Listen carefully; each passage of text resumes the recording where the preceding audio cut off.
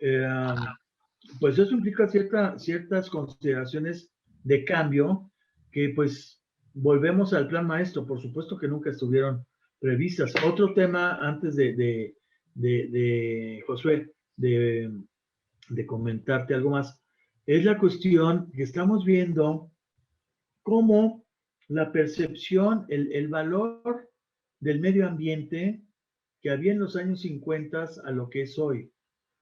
En los años 50, cuando estamos viendo el entubamiento de río San Joaquín, el entubamiento del río de la Piedad, es decir, el río Churubusco, son los grandes logros del progreso nacional y es el dominio del ser humano sobre la naturaleza.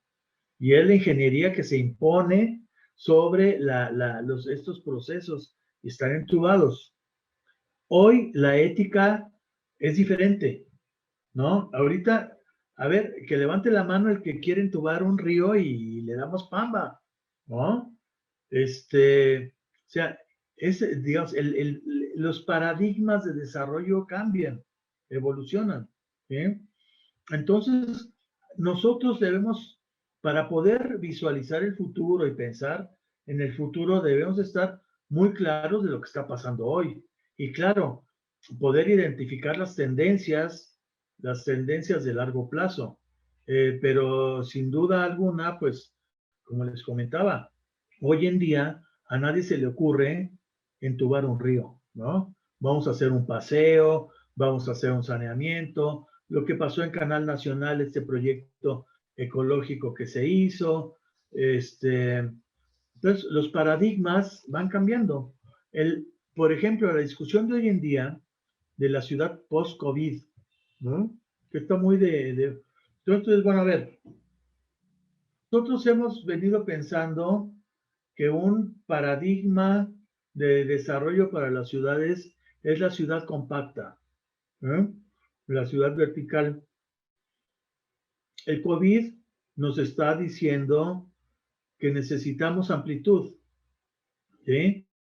Nos está diciendo que en términos de vivienda, pues tiene que haber, no necesariamente, tiene que haber una solución de habitabilidad que permita más espacio, ¿no? Más espacio vital.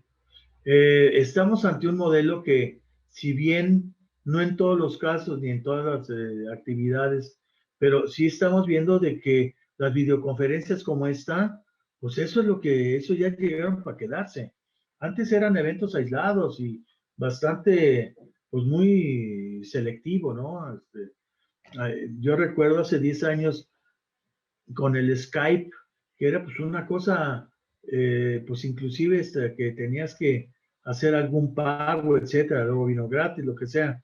Pero una cosa, pues ¿quién se comunicaba por Skype? Nadie, ¿no? Hoy, a través del Messenger, el WhatsApp, además de todas las aplicaciones que hay propiamente, pero podríamos estar nosotros muy bien en Google Meet, ¿no? Sí. Y es simplemente una aplicación, ya, ¿no? Estamos en Zoom, en fin. Pero a lo que voy es que, ¿cómo va a ser precisamente, cómo viene a pensarse la ciudad post-COVID, ¿no? Esa es de las cuestiones que nosotros nos tenemos que plantear. ¿No, Josué? Sí, mira, de hecho, ya que tocaste el tema de ver de diferentes modelos, diferentes perspectivas, y no podemos dejar de mencionar, o en la plática anterior con Iván que tuve en privado, nos llamaba muchísimo la atención tu experiencia, por decir, en otros países. Y la verdad es que para eso nos causa mucha curiosidad y quisiera a lo mejor que nos pudieras compartir esa inquietud que tú tuviste, o no sé si fue una oportunidad, no sé si fue una inquietud. ¿Qué fue lo que te motivó ahora no tan solo ver lo que estaban haciendo en otros lugares, sino estar en otros lugares para ver qué era lo que se estaba generando? Mira, Josué, eso, pues es que toda la vida de repente es una contingencia, cosas que se van juntando y generan alguna oportunidad, etcétera, ¿no? En el año de 1986, tu servidor y otros colegas, dejamos la CEDUE, que estábamos en la asesoría de Roberto Evenschutz, y dejamos la asesoría, etc. Entonces, en el año 86, pusimos un despacho de consultoría, y muy afortunado en el sentido de que lo que posibilitó inclusive el poder formar este despacho fue la cuestión de la reconstrucción de viviendas después del sismo del 85. Entonces ahí básicamente lo que trabajamos fue construcción de vivienda gratuita financiada por organismos internacionales. Básicamente trabajábamos con UNICEF, liderando todo esto, Cruz Roja Suiza, Cruz Roja Alemana, y después trabajamos con FIFA. Entonces, los recursos internacionales, nosotros, digamos, los convertíamos en obra y en vivienda. Eso es lo que estábamos haciendo. Por supuesto, había ahí pues sí, tenemos una área, yo estaba a cargo básicamente del área social, del contacto con los vecinos, con los damnificados, etcétera, etcétera. Y ahí surgió una cosa, con este trabajo con UNICEF, me generó una sensibilidad sobre el tema, por un lado, de los niños, ¿no? Pero por otro lado, la importancia de la cooperación internacional. Entonces dije, bueno, es que pues la cooperación, no todo se reduce a este país, ni a los medios que tenemos en este país. Entonces, de ahí surgió mi afinidad con la cooperación internacional. Digamos, eso fue hace mucho, yo tuve otra trayectoria, seguí mi trayectoria. Bueno, ahí precisamente fue 86. En 87 me fui a estudiar a Brasil, a hacer el doctorado. Trabajé el tema de niños de la calle, que precisamente juntaba esa preocupación que yo les decía sobre cómo se reproduce la población en las ciudades con el tema de los niños. Entonces, mi tesis de doctorado, pues básicamente es sobre ese tema, ¿no? De las poblaciones pobres en un caso básicamente Recife, que es es la metrópoli más pobre en Brasil. Y bueno, pues eso realmente a partir de esa experiencia yo quedé muy sensibilizado para el tema de la cooperación internacional, de la importancia y demás. Va pasando el tiempo, va pasando el tiempo, va pasando el tiempo. Pues hay digo, no todo son miel sobre hojuelas, ¿no? De repente, en mis tiempos de consultor, después volví a ser funcionario, por aquí, por acá, pero dije, bueno, hice un recuento de mis activos. Que bueno, a mí mis canicas me alcanzan para buscar algo internacional, ¿no? O sea, tengo con qué presentarme y obtener algo a nivel internacional. Y eso fue lo que empecé a hacer, a buscar concursos de Naciones Unidas y demás. Yo tuve, digamos, entre uno de las oportunidades de trabajo que tuve fue en el CONAPO. Yo fui director general de planeación en población y desarrollo.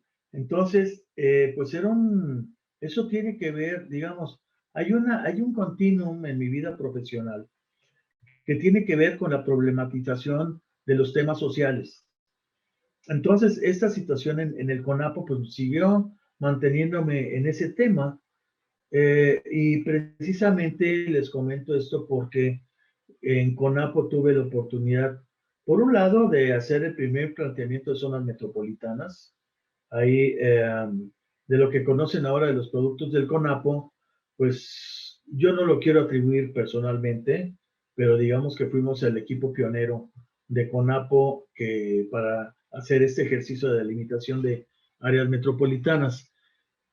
Pero entonces, a lo que voy es que yo estaba muy próximo a la agenda social y empezamos a trabajar en el CONAPO en un sistema de seguimiento de indicadores para el seguimiento de los Objetivos de Desarrollo del Milenio, ¿eh? Los ODS. Entonces, empezamos a trabajar sobre este cuerpo de indicadores y demás, CONAPO, en CONAPO generamos esta primera iniciativa. Tengo entendido que actualmente en el INEGI es que tienen un área específica para esto, pero bueno, pues esta la incubamos en el CONAPO.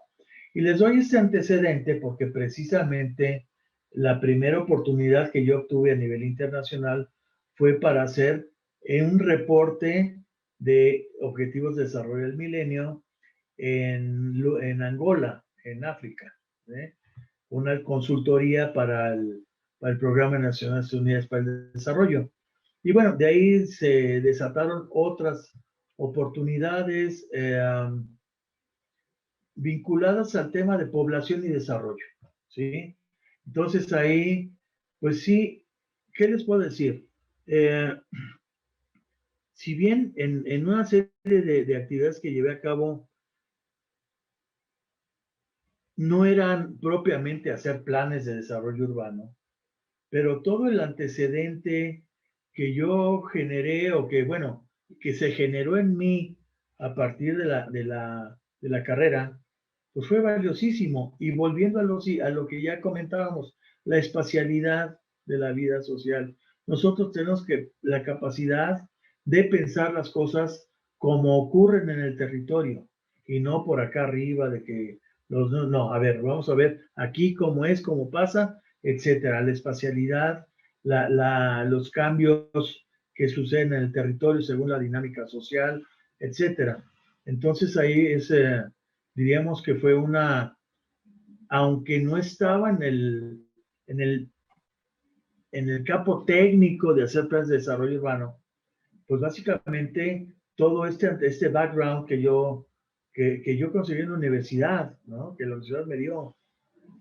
La universidad no solo nos da, y ahorita comentamos, Iván, la universidad, miren, yo les voy a contar una anécdota cuando entré al Colegio de México, con Gustavo Garza, estábamos en el propedéutico y pues veíamos economía, ciencia política, estadística, sociología, etcétera. Y entonces, básicamente algunos colegas se preguntan, bueno, ¿y dónde está el desarrollo urbano, no? O sea, ¿para qué nos sirve esto? Y, en fin, todavía era el director del centro, Luis Uniquel. Tuvimos una reunión con Luis Uniquel y, bueno, yo les voy a ser franco, pues yo ya sabía de qué se trataba porque, pues venía de la UAM y ya tenía el antecedente, ¿no? Pero había muchos compañeros que dicen, bueno, ¿y dónde está el desarrollo urbano? Como aquel que les digo, o les dije, que llegó con una regla T y sus escuadras, porque pues venía a dibujar, ¿no? Entonces, Gustavo Garza dijo algo que yo lo valoro mucho y fue muy importante. Dijo, bueno, es que ustedes están aquí para aprender a pensar. Entonces, eso, de momento, pues yo con los bríos juveniles dije, este tipo cree que somos unos estúpidos y que no sabemos pensar. No, pero con el tiempo vas encontrando, sí, es decir, de estos esquemas mentales para poder analizar problemas, procesos, etcétera, eso es lo que te da la universidad, es lo que te da el conocimiento. El conocimiento concreto es obsoleto. O sea, nosotros vemos la velocidad con que cambia ese conocimiento concreto, pues es obsoleto.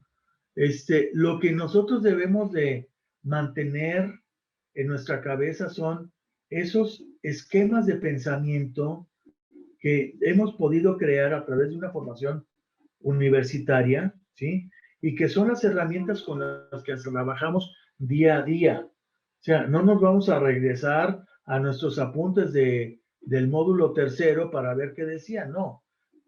Debemos de ser capaces o debimos saber, o estamos en la ocasión inclusive de ser capaces de pensar, por ejemplo, el otro día, en términos muy prácticos, estábamos viendo el año pasado en la oficina esta cuestión del impacto que estaba viendo de una desaceleración de la actividad constructiva en la Ciudad de México, ¿no? Pero esto aparece, entonces dices, bueno, ¿qué está pasando? Pues lo que pasa es que toda la construcción es formación de capital de activos fijos. O sea, cuando hacemos una construcción, enterramos el dinero porque lo vamos a cobrar en 20 años, ¿no? Pero entonces, eso es capital fijo y entonces estamos sujetos a un escenario macroeconómico que entonces dices, bueno, a ver, los empresarios, los inversionistas están dispuestos a enterrar su dinero que en esa expectativa o no. Entonces, el sector de la construcción es un sector, digamos, de onda extendida, ¿no? Entonces, cuando viene así un auge, pues la construcción tiene un auge mucho mayor. Y cuando viene una depresión, la construcción tiene uno mucho mayor. Entonces dices, bueno, esas cosas que uno aprendió, cuando dices, bueno, ¿qué está pasando en la Ciudad de México con la inversión inmobiliaria? Pues está pasando eso. Y está pasando esto por un cuadro macroeconómico de desconfianza, ni siquiera tiene que ver con la ciudad, ¿no? Entonces, bueno, con eso lo que les quiero decir es que básicamente lo que, lo que podemos rescatar en la práctica es esa cuestión de aprender a pensar. Lo que aprendimos a pensar, a organizar, a estructurar, a entender. Eso es lo que podemos tener de los estudios universitarios para la práctica profesional. ¿No, Iván?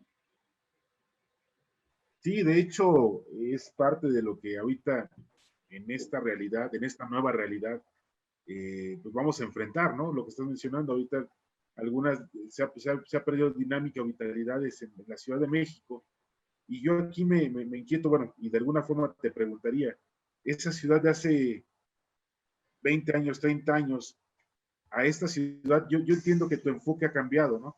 No solo por el tiempo, sino por también la perspectiva que tenías, porque entiendo yo que la visualizabas desde un ámbito federal o un ámbito un poco más amplio con respecto a lo que estás viendo ahora. Ahora estás viendo la Ciudad de México porque estás dedicado a ella en este momento.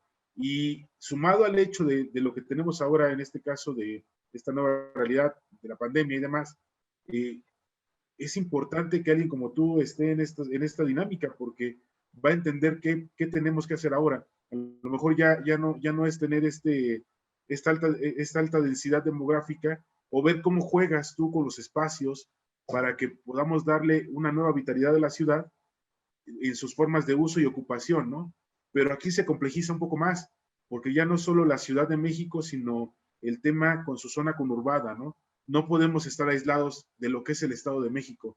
Por tanto, la política tiene que ser una política que sea integral y que de alguna forma visualice estos tránsitos que hay entre el Estado de México y la Ciudad de México y que es vital para nuestro crecimiento y desarrollo, ¿no? Y como dices, bueno, eso es algo que no va a dejar de ocurrir como jamás va a dejar de ocurrir el crecimiento de la ciudad, ¿no? Sí. Mira, ahí hay una cuestión. El tema metropolitano es de la mayor importancia.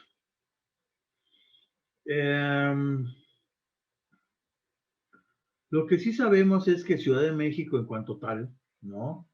Tiene tiene una dinámica, o sea, es el centro político, es el centro económico, es el centro financiero, es el centro educativo, es el ombligo del país. Y eso no va a cambiar.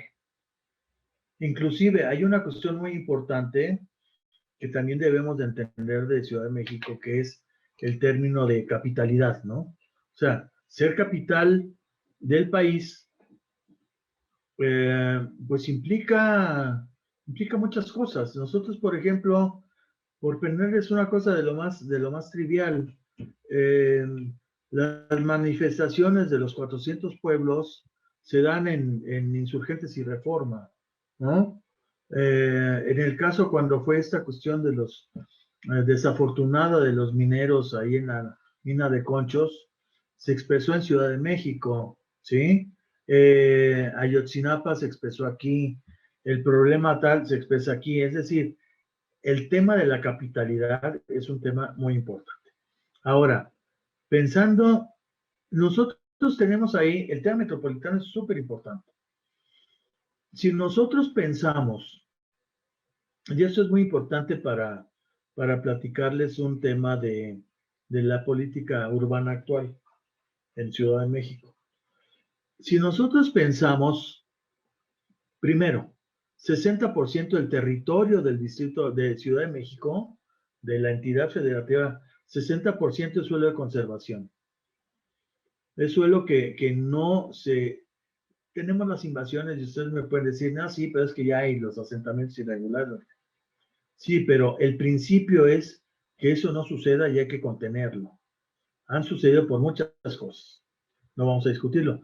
Pero el tema de que 60% del territorio de Ciudad de México sea de conservación, suelo de conservación, nos deja un 40%, digamos, urbano, propiamente, ¿no? Entonces, si nosotros pensamos en ese 40%, la hipótesis de crecimiento de la ciudad, y tenemos los municipios conurbados, ¿no? Entonces, la hipótesis de crecimiento de Ciudad de México es hacia arriba, vertical, porque no se va a extender, ¿sí? O sea, por un lado está todo lo que es Estado de México, los municipios conurbados, la zona y la zona de suelo de conservación. ¿Hacia dónde se va a extender la Ciudad de México? Pues para arriba.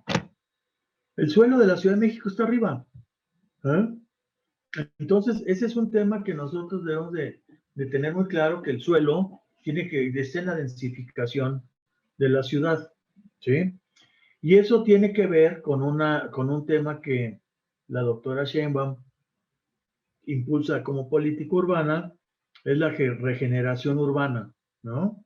Es decir, pongamos en valor aquellas zonas que ya tienen todo. O sea, aprovechemos que están servidas, que tienen transporte y demás, aprovechémosla y vamos a hacer que las personas de Ciudad de México vivan ahí y que no se tengan que ir a un municipio conurbado del Estado de México, ¿no? Entonces, en la hipótesis de crecimiento de Ciudad de México es esa, de la política de Ciudad de México. Luego tienes, si nosotros pensamos el entorno metropolitano, lo que nosotros continuamos viendo es una expansión en los propios municipios del Estado de México, al mismo tiempo que hay una densificación de una primera corona, ¿no? Entonces, esa es una cuestión que pues tiene una lógica. Por ejemplo, nosotros tenemos municipios en el Estado de México hay municipios de alta demanda de vivienda, etcétera, de personas que viven ahí y trabajan en Ciudad de México. Entonces, no van a estar hasta allá. Entonces, sí tenemos una primera corona poblada, como Nesa, como Naucalpan, como Huixquilucan, ¿no? Muy poblada. Y bueno, luego viene así viene un poblamiento ya menor, decreciente, en un gradiente. Y que bueno, es otra dinámica que no es la de Ciudad de México como Ciudad de México, sino es la dinámica metropolitana, ¿no? La política actual de Ciudad de México es, vamos a recuperar, a regenerar, a reutilizar, todo lo que sea que ponga en valor lo que ya existe actualmente, los activos que tiene la ciudad y que la gente viva ahí, porque vemos el problema de que las personas pues están yendo no porque no haya servicios, sino porque el precio de las viviendas, las rentas y demás son tales que pues, se tienen que buscar otras localizaciones más baratas. Eso lo estamos viendo con el fenómeno del COVID y el impacto económico en la medida en que precisamente se ha venido desocupando muchas cuestiones porque las personas se han quedado sin capacidad económica de pagar un departamento en la colonia del Valle, por decir algo, ¿no? Sí, mira, justamente hace dos pláticas anteriores, el invitado que tuvimos estuvo trabajando o está trabajando precisamente en un programa específicamente en la zona de Vallejo. Y fue el tema, ¿no? El tema que estuvimos platicando con él de utilizar esa infraestructura, ese equipamiento, todo lo que ya se cuenta para poder traer nuevamente a la población para que lo utilice, porque estás de acuerdo que ya llega un punto en el que esa zona, en cierto momento, ya no hay actividad de población, o sea, realmente lo están utilizando en ese sentido como la industria nada más, pero que tiene por otra parte toda esta capacidad para poder captar y darle vida nuevamente a toda esta zona. Sí, sí, precisamente ese es uno de los planteamientos en Vallejo. Vallejo es, digamos que, si nosotros pensamos a nivel ciudad, el uso del suelo para industria, pues lo vamos a encontrar en Vallejo, ¿no? Tenemos en Granjas México, por ejemplo, tenemos en Atlanta, pero básicamente se mantienen industrias en ambos, pero realmente el núcleo que se mantiene de industria, pues es Vallejo. Ahora, está la cuestión pues de los habitantes de la zona, pero también hay una parte, el núcleo de Industrial Vallejo, pues son básicamente industrias. Y sí, la cuestión es que las personas no tengan que irse de donde viven, ¿sí? Por el impacto que tiene en el mercado inmobiliario, este tipo de cosas. Sí, Iván. Sí, mira, ya que estás tocando el tema concreto de la Ciudad de México, hay un tema que creo que no se ha tocado, y es uno, las actualizaciones de los programas de desarrollo urbano en las alcaldías ahora, el tema del Programa General de Ordenamiento Ecológico, de este suelo de conservación donde todavía tenemos propiedad social, ¿no? Tejido, comunidad, pequeña propiedad, y que creo que se han quedado estáticos esos instrumentos, ¿no? Tenemos también otro tema pendiente por ahí en la ciudad, que es las barrancas urbanas, ¿no? El tratamiento que pudiera darse. Y te lo pregunto a ti porque tú estás ahorita en este mosaico de planeación en la Ciudad de México. Digo, para mí sería fundamental que se mantuvieran los poblados rurales, el criterio de poblado rural, ¿no? Como parte de los programas parciales, pues para mí sería fundamental. Yo tengo actividad en ese sentido y no me gustaría que se cambiara, ¿no?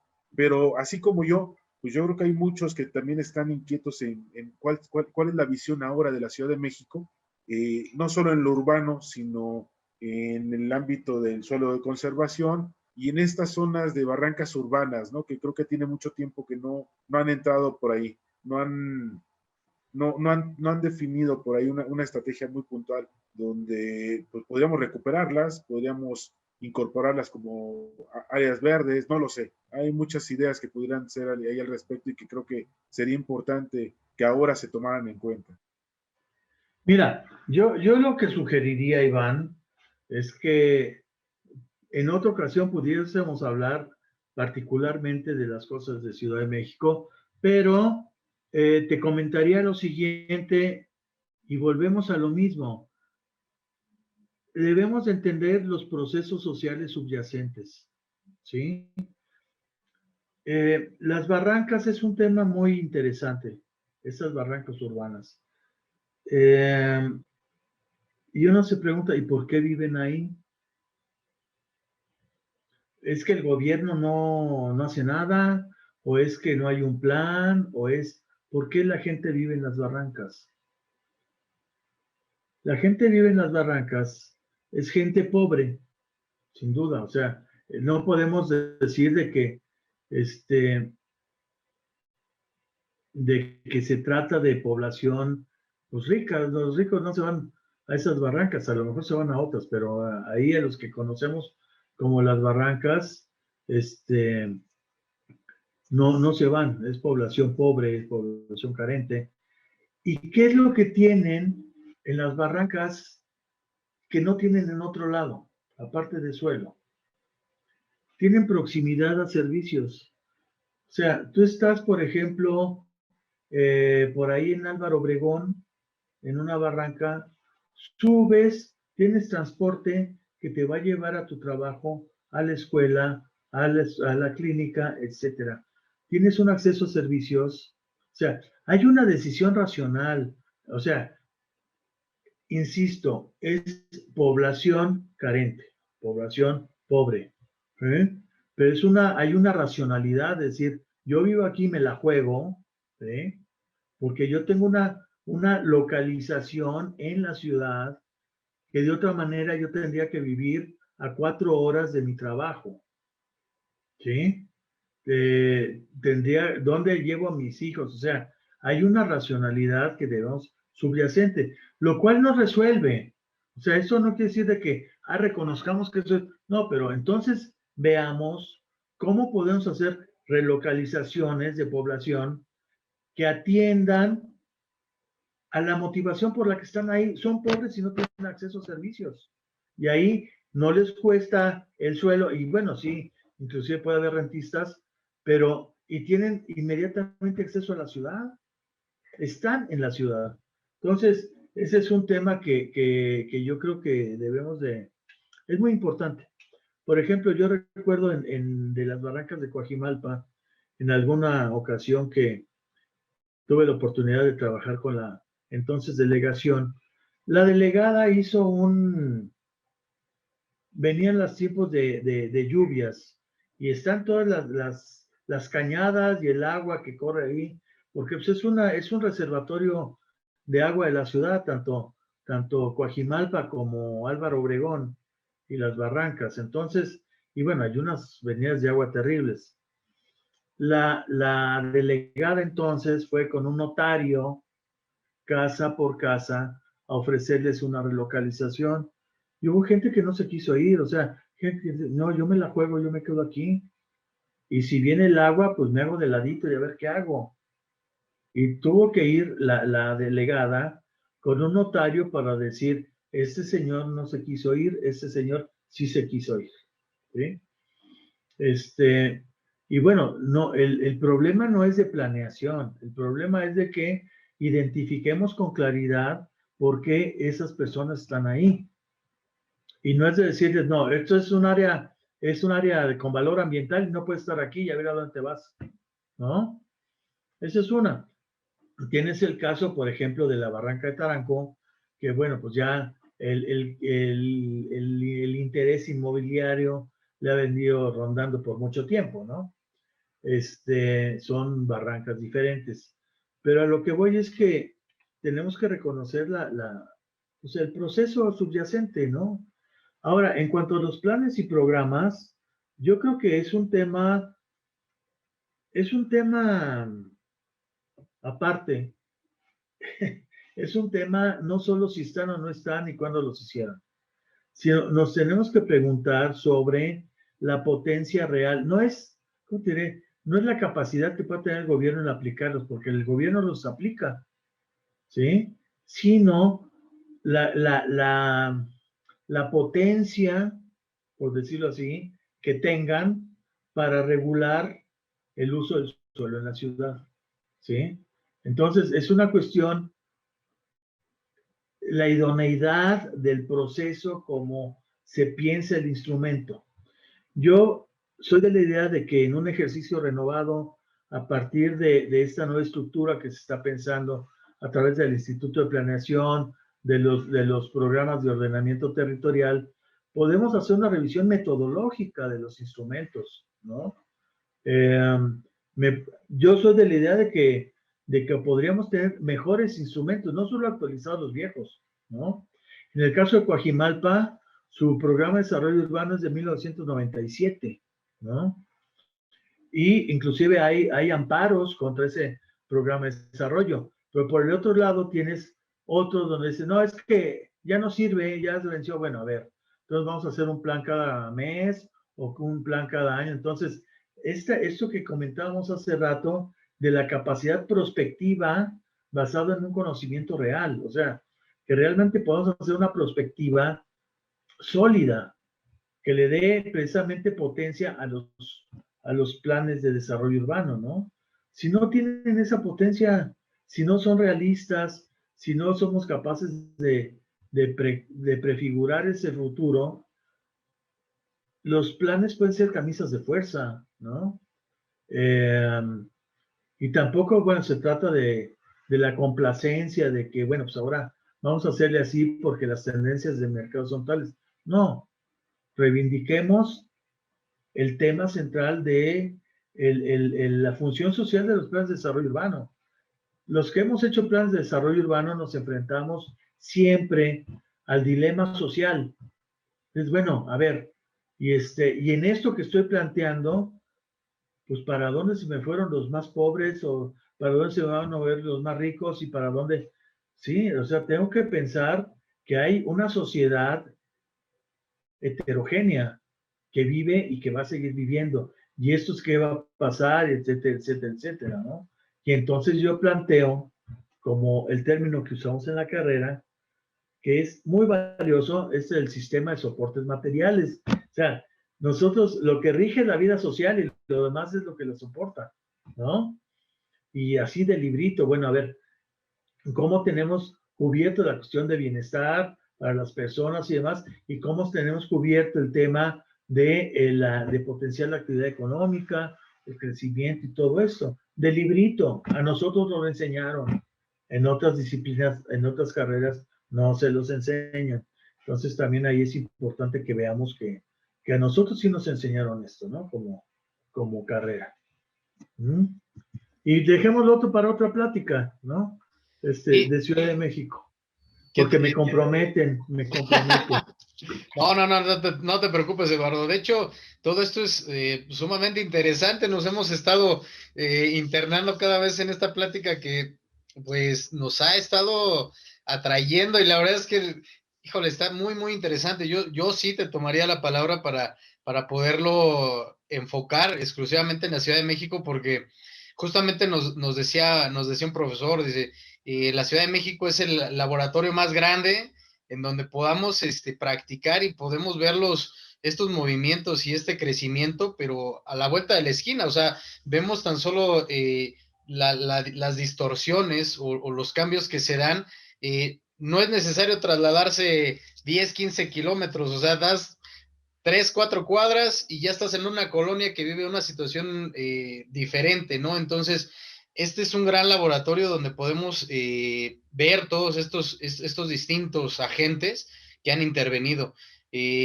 A lo mejor ahorita, no sé qué tal les pareciera que diéramos un pequeño break de unos 5 minutos. ¿Te parece, Eduardo? ¿Te parece, compadre? Para que podamos encauzarnos y relajarnos un ratito. Adelante, ¿Te Ir parece, al Eduardo? baño, ir Sí, al baño. también. ir al baño. Sí, claro, Oye, claro. no, oye, Eduardo, discúlpame, no tenía la intención de, pero me fui metiendo a la plática y créeme que dije, ya que está aquí, le voy a preguntar. Yo vivo en Coajimalpa. No, yo Entonces, no tengo ningún inconveniente, pero es un tema fascinante por sí Sí, mismo, sí, sí. tiene su personalidad, etcétera, que lo podemos comentar. Y bueno, yo les podría decir que para mí es un privilegio el poder estar en la posición que estoy, donde, digamos, en términos de lo que decía Josué, o sea, tú puedes estar, por decirles, bueno, vamos al tema industrial. O sea, no, yo estoy trabajando en todo el tema de la industrialización de la ciudad en 3 áreas diferentes. ¿En qué lugar del planeta vas a tener 3 áreas diferentes para trabajar el tema de la Sí, ¿no? industrialización? ¿O dónde vas a tener la cuestión de corredores inmobiliarios de no sé qué, junto con la vivienda precaria? Entonces, la verdad es que reconozcamos también que Ciudad de México pues es una metrópoli muy compleja, ¿no?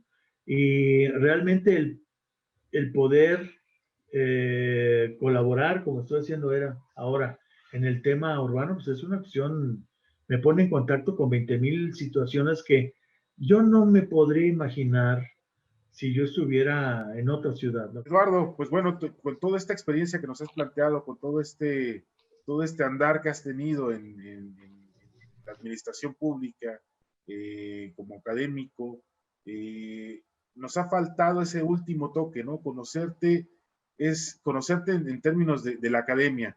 Sabemos que estuviste en el Colmex, que bueno, de alguna forma has pasado por otras instituciones, pero en este particular punto académico, como profesor investigador, eh, tu enfoque ha sido igual como nos has platicado hasta ahorita en todo este proceso de tu formación y ahora ya como académico, en publicaciones y demás. ¿Qué nos puedes decir al respecto? Bueno, volviendo como experiencia personal, sin tratar de pontificar nada ni hacer teoría, yo les puedo comentar que para mí la academia ha sido un complemento no solo de dinero, sino un complemento intelectual eh, por a mí me gusta mucho la interacción con los alumnos. Me gusta mucho discutir con los alumnos, me gusta mucho, me considero una especie de vampiro, donde en las clases recibo más de ellos que lo que yo les doy, ¿no? Esta retroalimentación que tiene uno con los alumnos a partir de las preguntas, etcétera, etcétera. Entonces, para mí siempre ha sido una actividad eh, que, bueno, la tengo actualmente abandonada después de haber estado fuera del país, desde el regreso no me he incorporado a actividad académica, pero básicamente, digamos, ha sido una motivación de mantener eh, una vigencia del conocimiento, ¿eh? Y mantener este contacto con el pensamiento nuevo y renovado que tienen los alumnos. En mi trayectoria como académico, pues sí, como dices, bueno, yo he sido o fui profesor investigador en el Colegio de México, lo cual sucedió de alguna manera casual, porque estando yo en Brasil haciendo el doctorado, pues ya que estás afuera dices, bueno, ¿y ahora cómo me regreso? ¿No?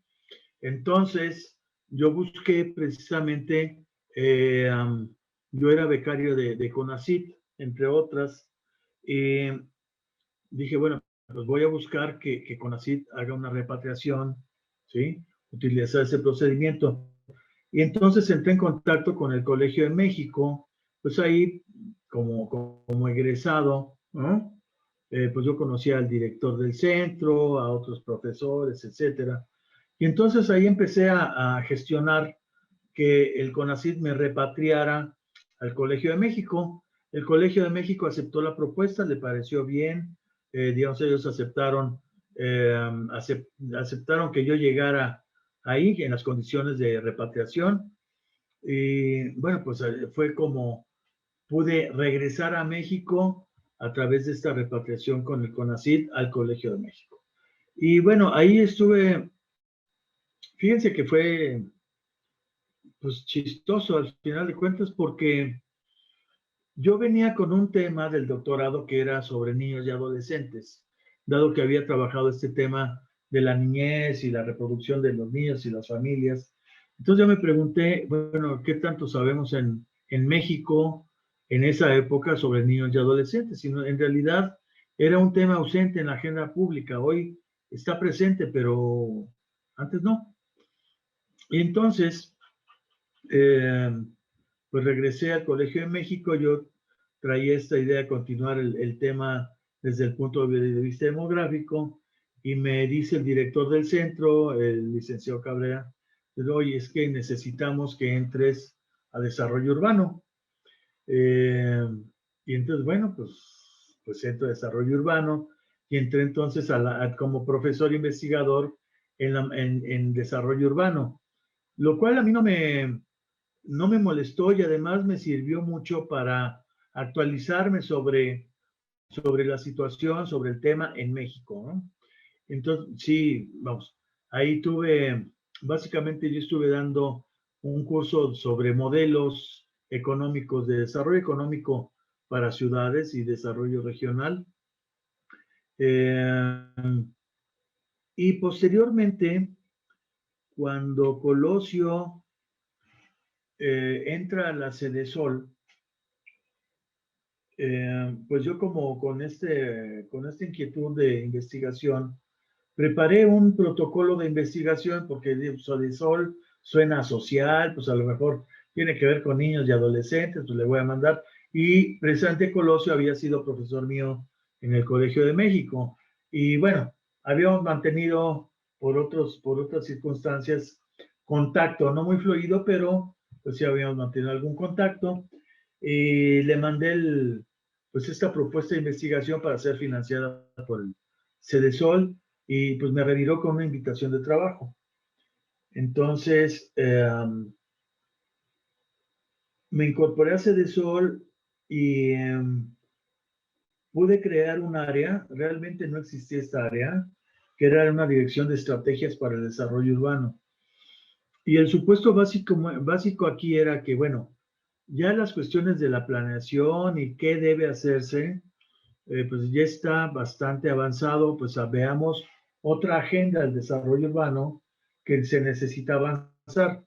Entonces ahí fue donde precisamente con Tonatiuh se incorporé en un área de informática urbana.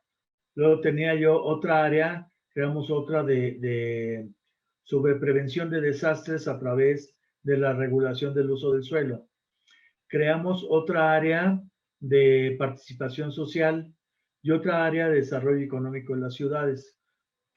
Formamos dos áreas que no prosperaron, una que tenía que ver con temas ambientales de la ciudad y otro con temas demográficos, pero no prosperaron porque al final de cuentas hay muchos temas asociados con las personas que los tienen que llevar a cabo y realmente no mostraron el empeño suficiente y no prosperaron las áreas.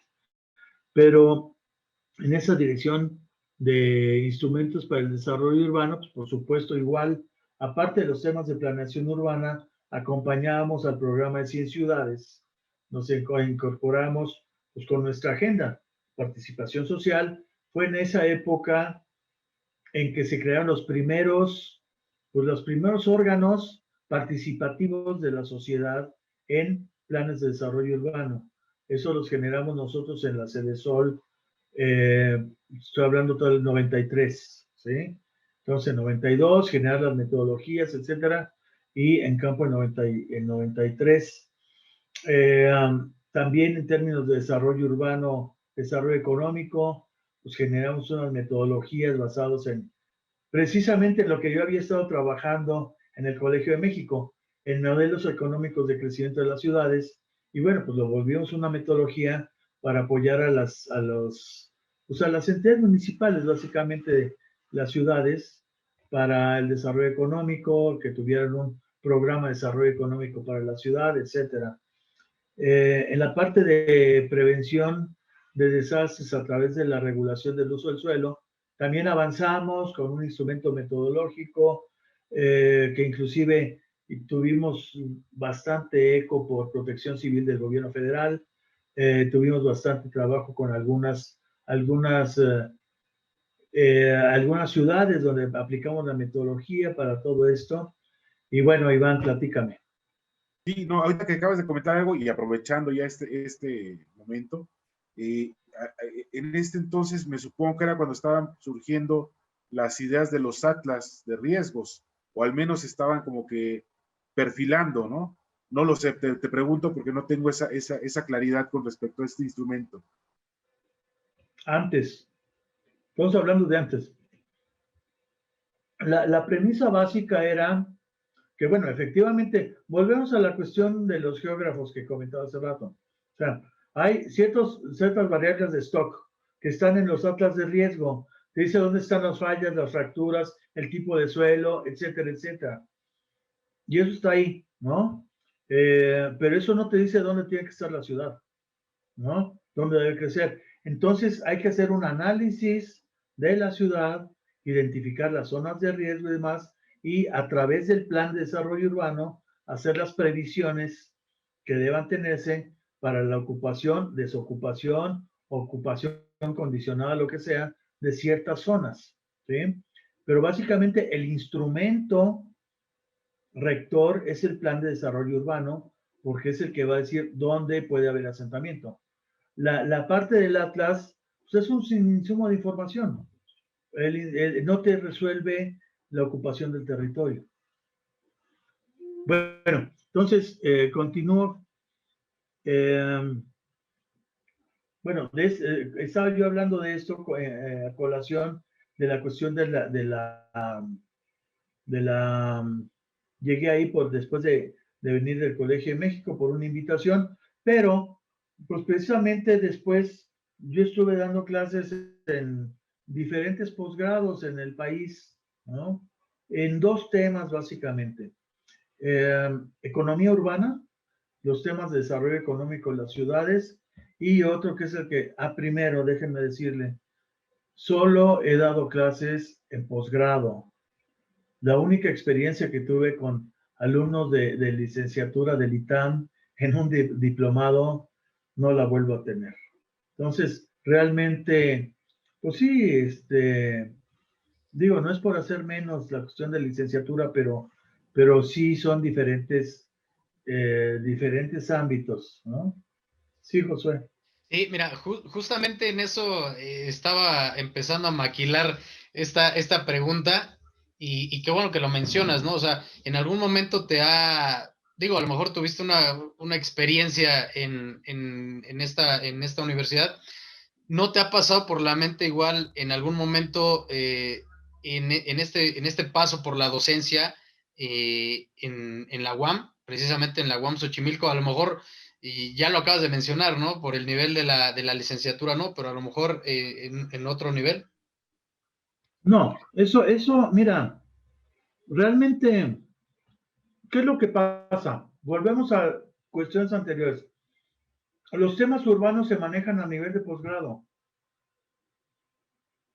Entonces, ¿dónde das clases? Pues en maestrías, ¿sí? Entonces, no es tanto que yo tenga una predilección. Te digo esta experiencia mala, pero digo, eso no, no prejuzga, era un grupo muy particular ¿no? Pero en la UAM, pues yo lo que les puedo comentar es que pues no ha habido oportunidad, ¿no? En realidad, eh, yo no he sido académico de tiempo completo, y pues la verdad tampoco por parte de la UAM se ha manifestado un interés. No es que yo esté en un pedestal esperando a que me llamen, ¿sí? Pero pues para mí ha sido la docencia una actividad adicional, ¿no?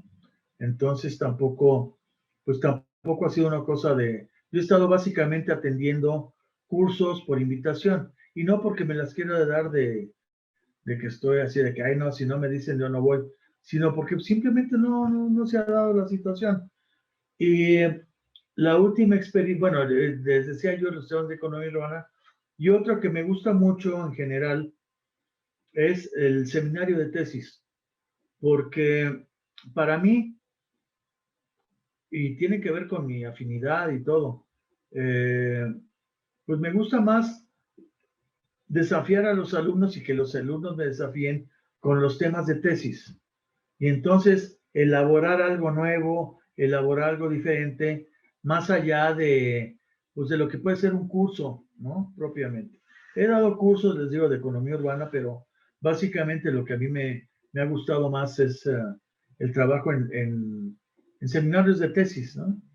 Que hay una interacción diferente con los alumnos, hay discusión, es mucho, a mí me resulta más enriquecedor en esta función de vampiro de chuparme a los alumnos, me parece mejor un seminario Pues, de tesis. pues la verdad es que es muy interesante esta perspectiva y como tú lo has mencionado, ¿no? O sea, todo lo que nos has platicado es desde tu posición, desde tu perspectiva, desde tu vivencia realmente, y que estas pláticas van enfocadas a eso, ¿no? Al que puedas compartir o podamos compartir nuestras experiencias desde nuestras vivencias, ¿no? O sea, el decir, esto por casualidades, porque yo lo busqué, porque yo así lo manifesté, porque yo así lo busqué, se han dado las cosas, ¿no? Y qué bueno que de cierta forma haya esta diversidad o el que seamos, que algo nos una, pero que tengamos diferentes formas de manifestarlo, ¿no? Entonces, pues Iván, la verdad es que esta plática ha sido sumamente interesante, ha sido muy enriquecedora, yo creo que tanto históricamente, desde los orígenes que muchos no desconocíamos, muchos no sabíamos realmente cómo se había gestado, bajo qué circunstancias, y ya que nos manifestaste todo lo que fue el panorama, no tan solo nacional, sino internacional, el por qué se dio en este momento justamente la creación de la carrera, ¿no? Pues de mi parte, yo te agradezco muchísimo todo este apoyo, este tiempo que nos has brindado, tus experiencias, la confianza que has tenido con nosotros para poder compartir tanto a egresados como a los chavos que están ahorita dentro de la carrera y que podamos ver tanto la evolución de la carrera como la proyección que han tenido tanto profesionistas dentro de la carrera. Entonces, de mi parte, yo te agradezco este tiempo. Te voy a tomar la palabra, como ya te lo había mencionado, para poder hacer un segmento exclusivo en el tema de la Ciudad de México, que es muy interesante. Compadre Iván, pues, ¿quieres agregar algo para este cierre? Pues nada, de antemano, muchas gracias, Eduardo. Gracias por toda tu experiencia, lo que nos has comentado, lo que nos has compartido. Y esperamos esa segunda parte que tiene que ver con el tema de la Ciudad de México. Creo que va a ser muy importante esa plática, interesante.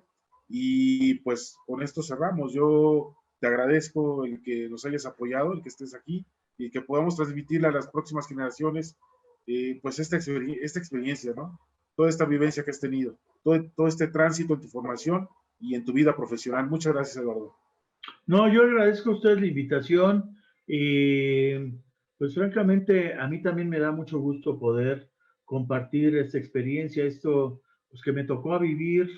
Hay vivencias generacionales, a mí me tocó esa, a ustedes han tocado otras, como ustedes que fueron la de la transición, ya me platicarán en algún momento cómo sintieron. A mí nada más me llegó de rebote la discusión de que si se cambia o no se cambia el nombre. Pero bueno, yo estoy muy agradecido a ustedes y les reitero mi reconocimiento porque, pues sí, esto que ustedes están haciendo es sumamente valioso. Pues bueno, amigos, colegas de la licenciatura en Planeación Territorial y Diseño de los Asentamientos Humanos, les vamos a proyectar en poco tiempo ya esta plática.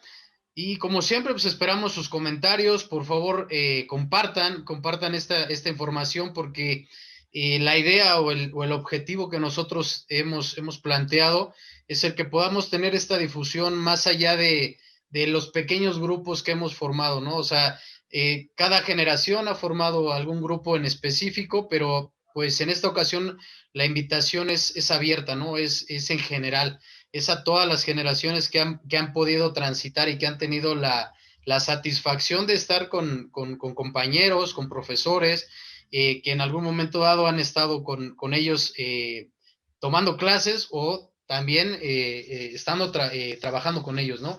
Entonces, mi invitación es a eso, a que compartan, a que comenten, también a invitarlos a ustedes a que de cierta forma participen, si tienen la curiosidad o si sienten la necesidad de poder expresarnos alguna inquietud que quieran que abordemos en estas pláticas, pues adelante, los micrófonos y las cámaras están abiertas y pues sin más por el momento, me despido. Josué Guarneros a sus órdenes. Iván Cervantes. Gracias a todos. Un Saludos saludo a la banda. y un abrazo. Cuídense mucho. Estamos al Gusto pendiente. verlos, y a sus órdenes. Buenas noches. Buenas Hasta noches. luego. Gracias.